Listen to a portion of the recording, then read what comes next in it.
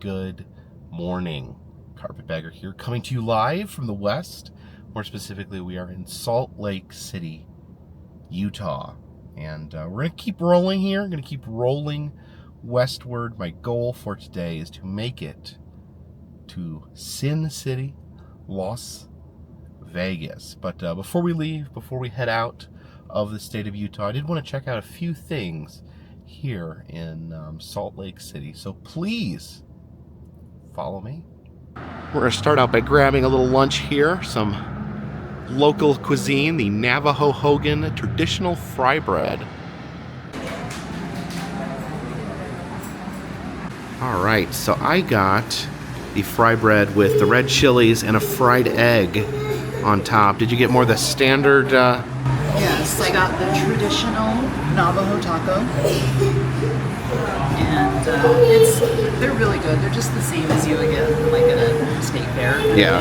But this is like a restaurant that specializes in Navajo tacos. So that there, got I'm sorry. It's got like packed with chili, the red chili. It's got the fried egg in there. There's a lot happening on this plate. That's super good. It's been a while since I've had fry bread. That's very, very tasty. Goodness. I've easily obtained clean plate club status here, but looks like Danielle got a little dessert fry bread there. I may have a bite of that. All right, so it's got like sugar and honey on it. Very good. Very sweet though.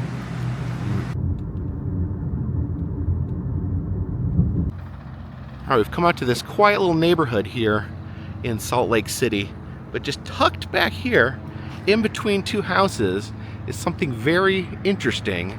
Back here we have Gilgal Gardens. All right, so this is the Gilgal Sculpture Gardens. Very interesting piece of folk art here, created by this man right here, Thomas B. Child, who made this. It used to be his backyard, and in the 1950s, sculpted all of this, and a lot of like Mormon and masonry image, but I don't think anyone's truly decoded exactly what is happening here at Gilgal Garden. And you can see here the area around this has been built up quite a bit. You can see the parking deck there. Apparently at one point they were going to transfer or demolish Gilgal Gardens and make it into condos, but it was preserved. So very interesting work here. And you can see the sculpture there, the man with the sword, the giant rock for a head. Yeah, this is one of the more interesting pieces here. This is built like an Egyptian sphinx, and it has actually Joseph Smith's face on it, the founder of Mormonism. And is that, what's that carved on this? Is that the temple? That's the Salt Lake Temple. That's the Salt Lake Temple there. So you're from the area, so you can explain something. I am. It's the Sphinx with Joseph Smith's face, and the temple, and the stars that are. They're not on the temple in that spot. Yeah. But they are on the temple. The 7 stars. 7 stars. It's been a while, so I can't 100% remember what that symbolizes. But that's not where they are. They're like on. There's a bunch of stuff on the temple. Yeah, very interesting. You can see here on this carving there is an acetylene torch embedded in the rock there. I guess that would have been one of the tools used to create Gilgal Gardens here. Look over here. This is interesting. It's almost like a little fireplace with some hearts cooking in there. And you see like the hands reaching down the chimney, grabbing those hearts. And this is interesting too. The little head down there, and the grasshopper. And Danielle was just explaining that kind of known in Utah that grasshoppers kind of like a plague, like. Yeah. And the seagulls. There was a big swarm of grasshoppers, locusts, all this stuff coming towards the city, And at the last second, the seagulls appeared and So seagulls to ate the all rescue. the grasshoppers and stuff. And you can see that scene. They do a good job of recreating that scene in the movie Brigham Young, that was, I think, Universal, from 1940, and it has somebody really famous playing Brigham Young. I can't remember. It's not Charlton Heston, but it's somebody like that. And they depict that, and it's really interesting. Interesting. But everybody who grew up in Utah knows that story. Huh. The plague of locusts and the seagulls that saved us. That's kind of cool. You see on the side of this hill, that giant head there, and then like different giant body parts. They're not all exactly proportional. Like this foot is absolutely enormous here. There's the other foot. Interesting. I think that might be, is that a knee? This archway over here, it's like a stack of books there.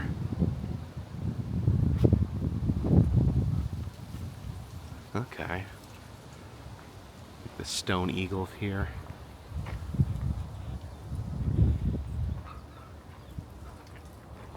And who's this right here? Yeah, I'm not sure. Not sure who that is. And over here, you notice these like massive birdhouses up there. Wonder if that's for the seagulls that ate all the locusts. Seagulls. Yeah. And here is the self-portrait of Thomas Childs. And I guess he has some of his tools here, his carving tools. Almost like a monument to himself over here and the work that he accomplished. Different dowels and hammers and whatnot that he would use to have made these sculptures. I think my favorite part is that for some reason his pants are made of bricks. The brick pants there. And is that the temple again? No, that's not the temple? That's a church that I'm positive is just over there. Okay, so it's like a local So maybe he worked a on local that church that he carved Yeah, it's there. over by Chuckarama. Chuckarama. Chuckarama. The choice is yours. Chuckarama.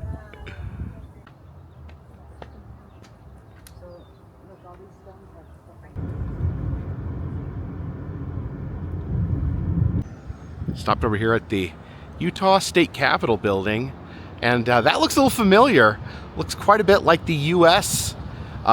Capitol building, and apparently they actually use this in movies a lot as a stand-in for the U.S. Capitol. I know they used it in Legally Blonde as the U.S. Capitol. But yeah, as far as Capitol buildings go, that one's pretty impressive. I don't know, Baton Rouge may be a little, definitely taller, but this is a pretty grand Capitol building.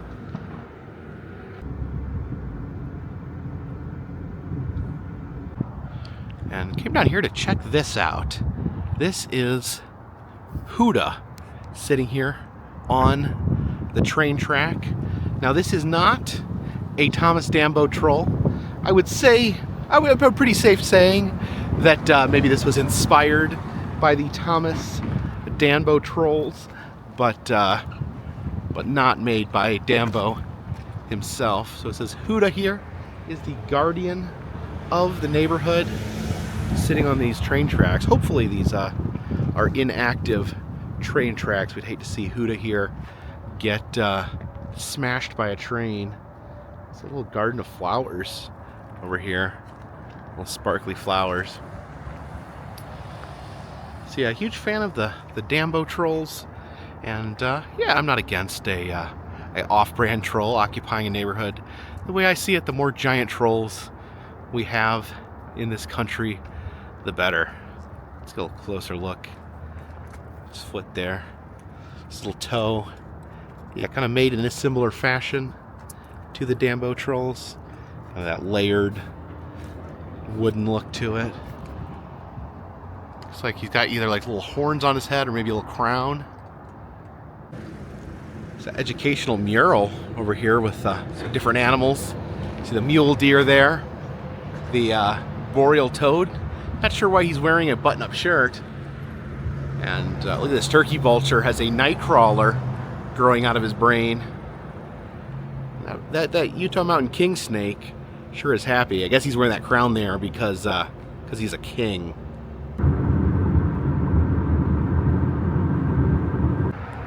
All right, we're heading south out of Salt Lake City to Las Vegas.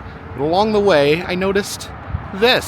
See that giant T-Rex there on the side of that building? This is the Museum of Ancient Life. And I figured we need to invoke the Eam rule and check this out. Of course, Utah known for its dinosaurs. All right, let's head in.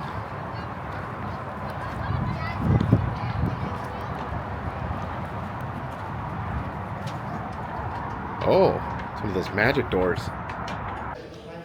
As we enter here, we are greeted by Ruth, the Gorgosaurus here. I always love the different names that the different museums give their dinosaur skeletons. I find a lot of museums do like to name their T-Rexes or T-Rex variants. All right, well, let's head inside. Oh, look at that. Got a T-Rex there on the screen. Where's he going? Man, after being out in the heat for the past month, it is nice to be inside a nice air-conditioned museum, just hanging out with some dinosaurs. Now back here at the big old T-Rex, looking for some Triceratops to gobble down. We can get a peek in here at some real paleontologists.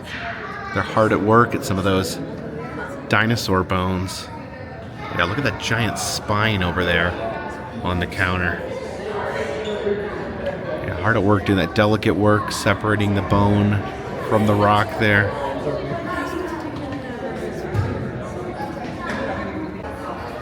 Through this hatch back here, and very dark tunnel. Here, there's stars all around us. Oh.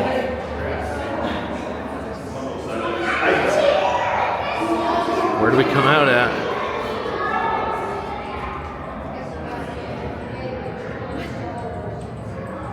We have emerged all the way back in the Precambrian era.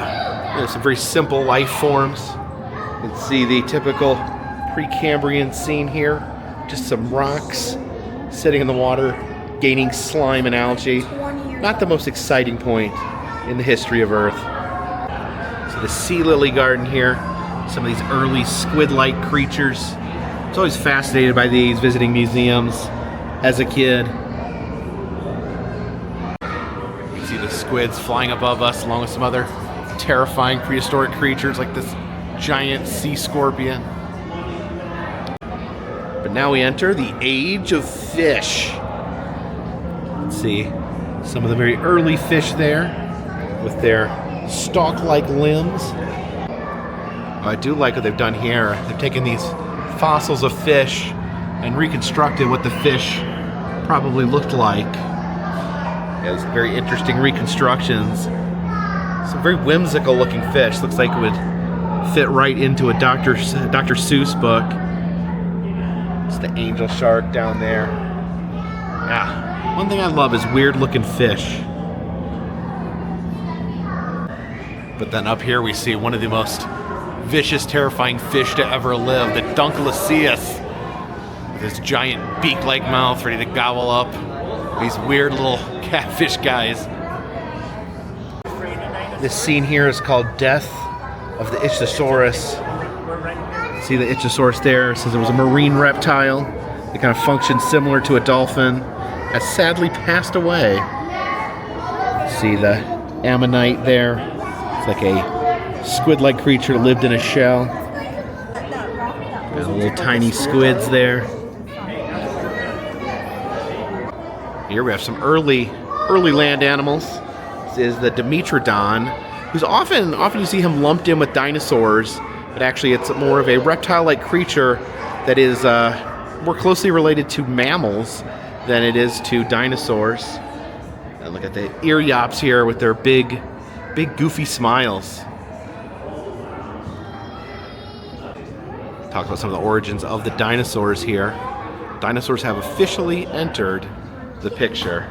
See the Raptor there, a little tiny version of the Velociraptor. And from here we go into full dino mode. See, these are Othiella here, these little skeletal creatures. You often see these museums, the skeletons displayed as if they were alive. I think that would have been a terrifying alternate reality where instead of dinosaurs ruling the earth, dinosaur skeletons ruled the earth. You can see a skeleton up there attacking some smaller dinosaurs. Now here we can see some vicious dinosaur combat there. This guy here's about ready to get chomped by this raptor. Yikes, imagine if a raptor just took a big bite out of the middle of your back. This tableau has an interesting mixture of the way dinosaurs are portrayed. We have a flesh pterodon there flying above the scene. You've got a fossilized stegosaurus, and then you've got some skeletons of ancient crocodiles sniffing around the fossil. And you can see the massive sauropod skeletons here, the big long necks. Look how the shadow casts against the wall.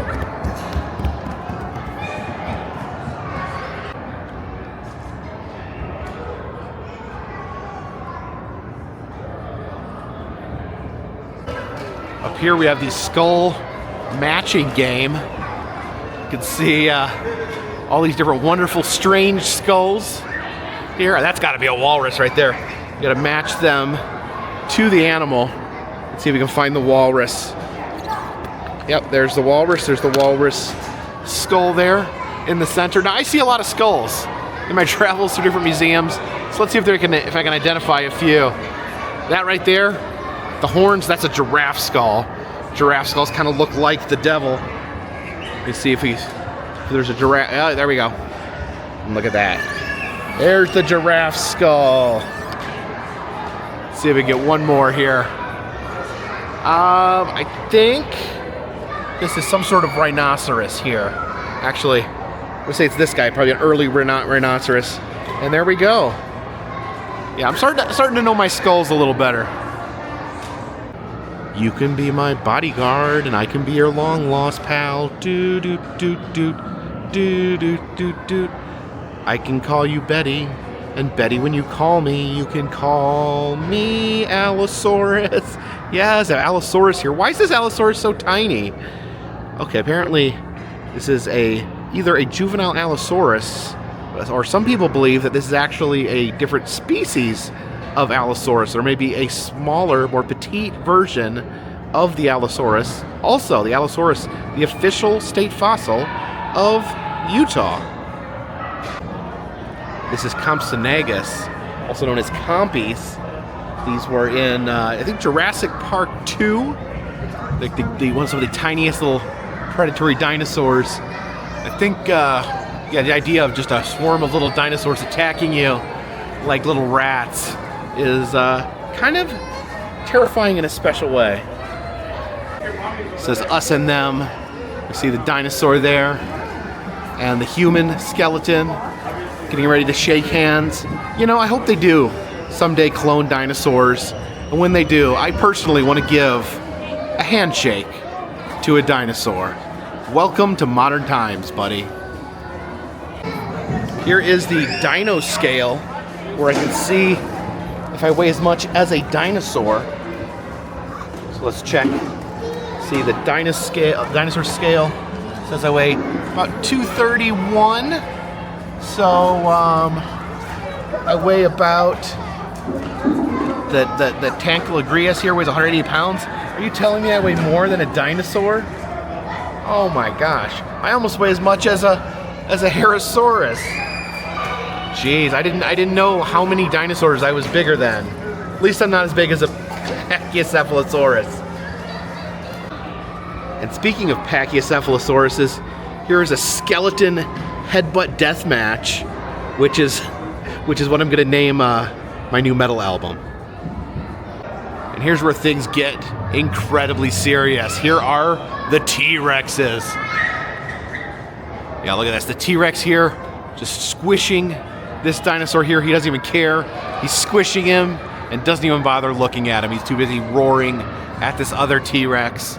The dinosaur being squished here is the Edmontonosaurus, which is a Canadian dinosaur. So we have the big, mean American dinosaur here from the Dakotas putting a squashing to a poor little Canadian dinosaur. And the Canadian dinosaur, all he can say for himself is sorry. And this Triceratops over here, better hit the bricks if he knows what's good for him, because Triceratops are the #1 dining choice of all T-Rexes.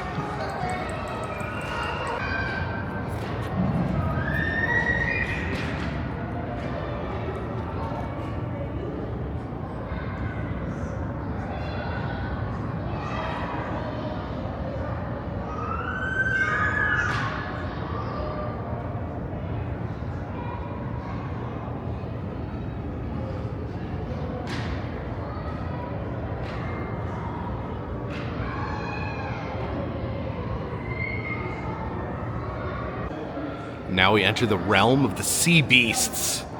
This massive turtle beast here, the Archaeolon Ichorus, is not a happy turtle. He is a turtle you don't want to mess around with.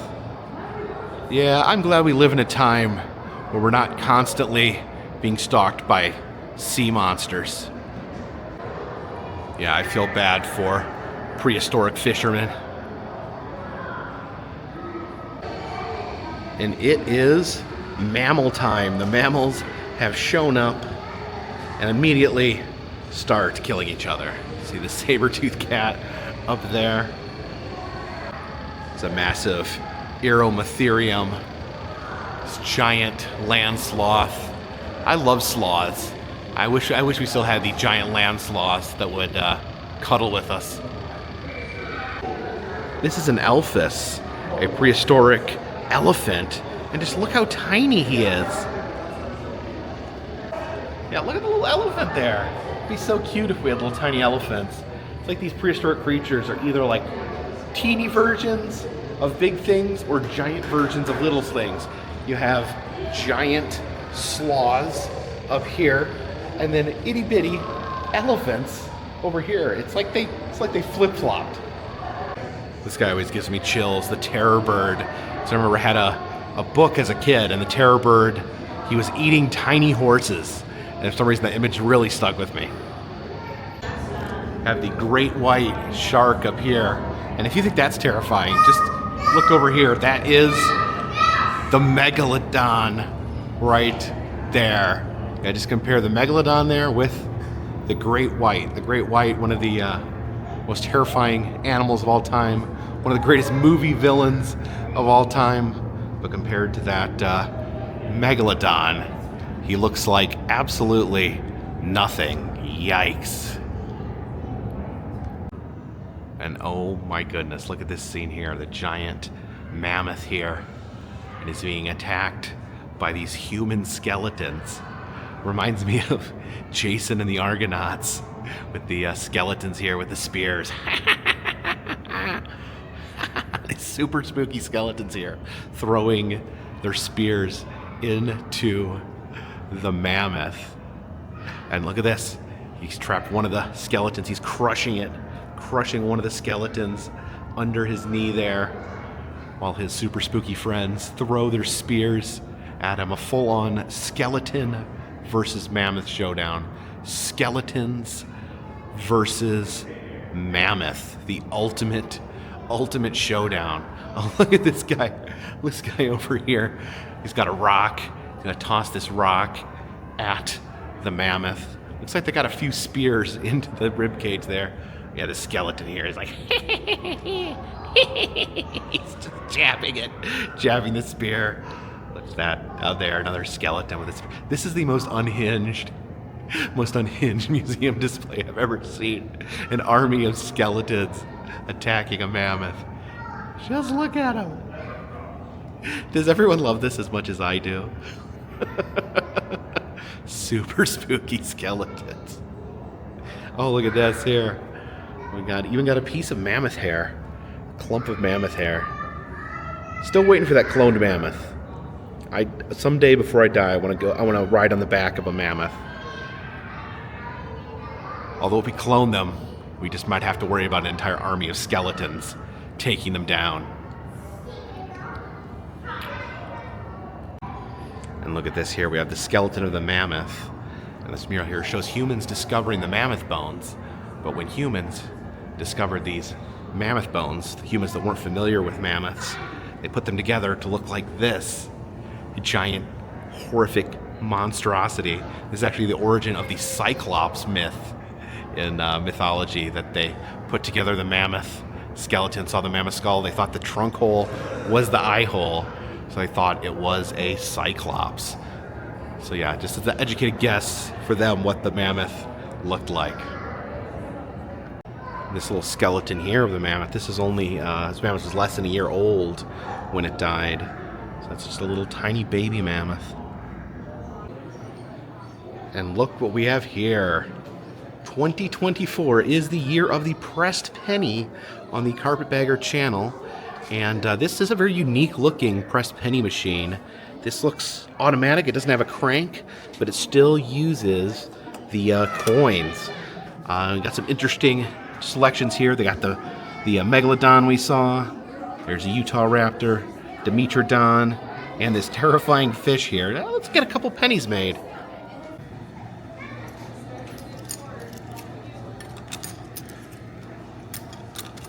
Okay, get it locked and loaded.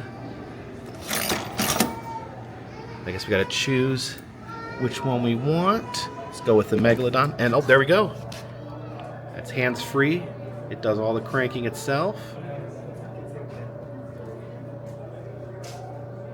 Haven't heard the penny drop yet. Oh, there it goes. I think it's grinding. There we go. And we do have one more pressed penny machine over here, the same style machine. I think we will add some of the highlights of the museum here, the dueling T-Rexes and the baby mammoth.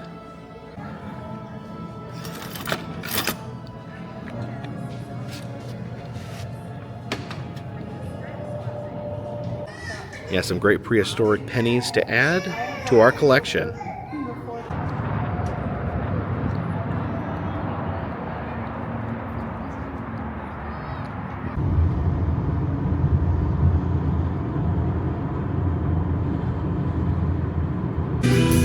Stopped off here in Springfield, Utah. I heard that they had erected a new Texaco Big Friend, and here he is, the Big Friend, of course, one of the rarest of all the American fiberglass giants. But I don't know what's exactly going on here at this location. There's like this sprawling complex made of old shipping containers. Looks like they have different restaurants, different businesses here. Yeah, you can see how these are all just like stacked up like semi-containers there. There's a little bridge across the way there. And the Texaco Big Friend in the middle of everything. Actually even got a live band over here playing right now. Yeah, this is an interesting complex here. There's a barber shop up there. The tattoo parlor over here. There's a record shop as well. Oh yeah, some toys. Oh, look at that haunted mansion. Got the bride there, as well as the hitchhiking ghosts.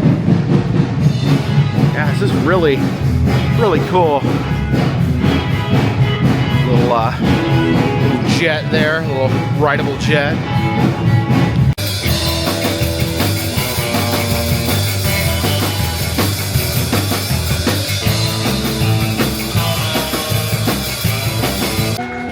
Got a motorcycle built for four there. Looks like they got 4 saddles on 4 beer kegs there. One of those wonderfully charming dead clown head garbage cans. It's a full-size Ferris wheel here. I don't know if that ever operates or if that's just for fun. Yeah, you just see those storage containers, how they're stacked up. This whole thing is a really interesting concept. And of course, you got Mother Goose looking over everything. And then next door, there is this motorcycle museum. And normally, of course, I would invoke the EM rule and check out this museum, but it does look like they are currently closed. You can see the motorcyclist out front doing a grand trick there. And look at this. We saw a very similar statue to this on the streets of Sturgis, South Dakota just a few days ago. It's interesting.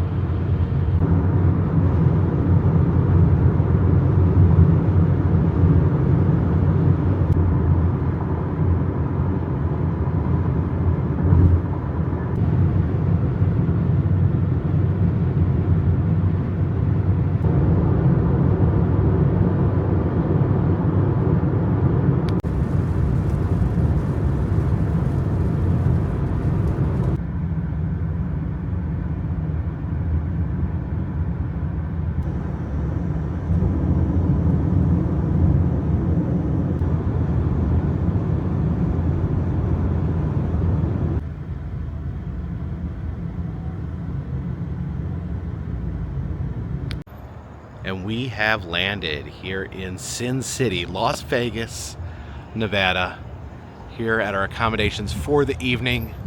The giant, towering visage of Lucky the Clown here at Circus.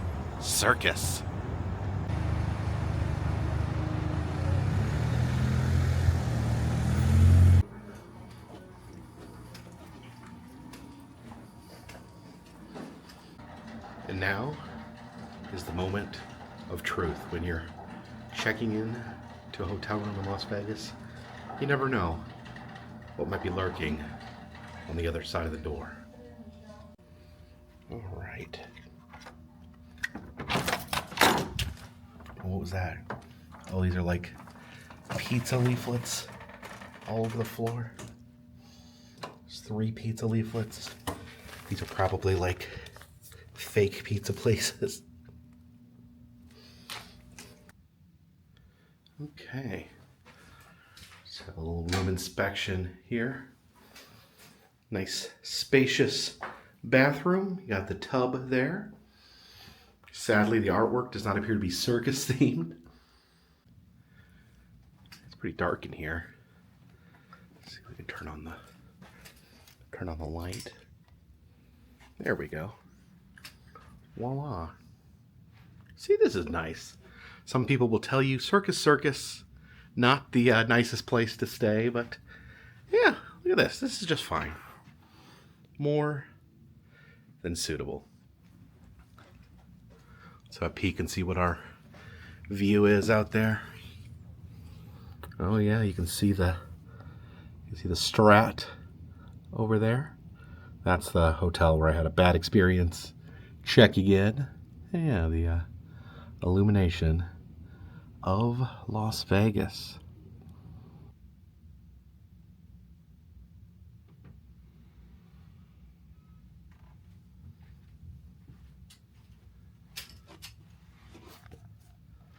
Well, it's been a long ride into Vegas. Again, driving through this part of the country. There's a lot of open spaces. There's a lot of open space in Wyoming.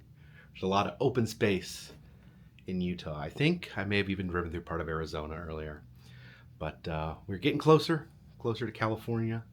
Again, trying to make it for the California State Fair. And I want to do a quick little swing by here in Vegas. Not planning on staying here for long, but there is something I wanted to check out, and there is a reason that I decided to stay at Circus. So stay tuned for that, because we got the adventure continues tomorrow. I think we are going to end up driving over to California and continue on this grand adventure. Now, today, while I was filming, I did, occasionally I do check I try to stay detached from the news, but I did see that the incident that occurred today with Donald Trump, and I try to make this channel not about politics, not about all the awful things going on in the world, but